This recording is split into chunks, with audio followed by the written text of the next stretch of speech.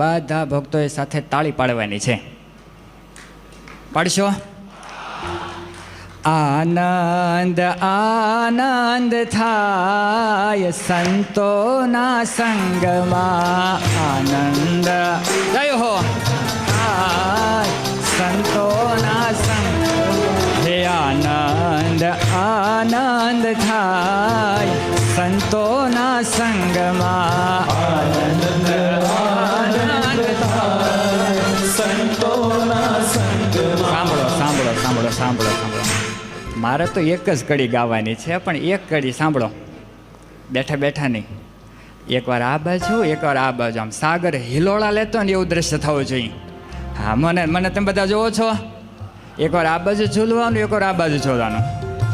આનંદ આનંદ થાય સંતોના સંગમાં, આનંદ આનંદ થાય સંતોના સંગમાં, હે 84ના ફેરા ટળી જાય સંતોના સંગમાં, 84ના ફેરા ટળી જાય સંતોના સંગમાં, હે સંતોના સંગમાં ને ભક્તોના સંગમાં, સંતોના સંગમાં ને ભક્તોના સંગમાં, અરે આનંદ આનંદ થાય સંતોના સંગમાં, આનંદ આનંદ થાય સંતોના સંગમાં.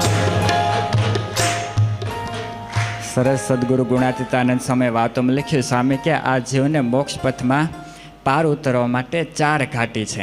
એક તો પુરુષોત્તમ નારાયણને જેમ છે એમ સમજવા, બીજા એના સાધુ ઓળખવા, ત્રીજા ભક્તો જીવને પંચવિષયમાંથી પ્રતીતિ હેત તોડવું, અને ચોથું ભક્તો આત્માને દેહથી અલગ સમજવો. 4 ઘાટી બહુ કઠણ છે, પણ સ્વામી વાતોમાં લખ્યું સ્વામી કે એક વાત સમજાઈ જાય, ભગવાનના ખરેખરા સાધુ સમજાઈ જાય, ઓળખાઈ જાય, તો બીજી 3 ઘાટી પાર ઉતરી જવાય છે.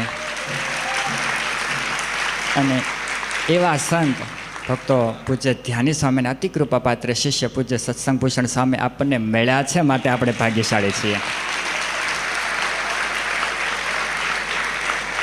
પૂજ્ય અમારા ગુરુશ્રી પધારવાના હતા, પણ એમને ઘર સભાના કાર્યક્રમ હોવાથી બધા ભક્તોને ખૂબ ભલામણ કરી છે. જેવું તમને પૂજ્ય ધ્યાની સ્વામીની સાથે જોડાણ છે, એમની સાથે જેવું હેત છે, એવું જ હેત પૂજ્ય શાસ્ત્રી સ્વામીમાં કરજો. એ શબ્દોની સાથે મારા વક્તવ્યને પૂર્ણ કરું છું.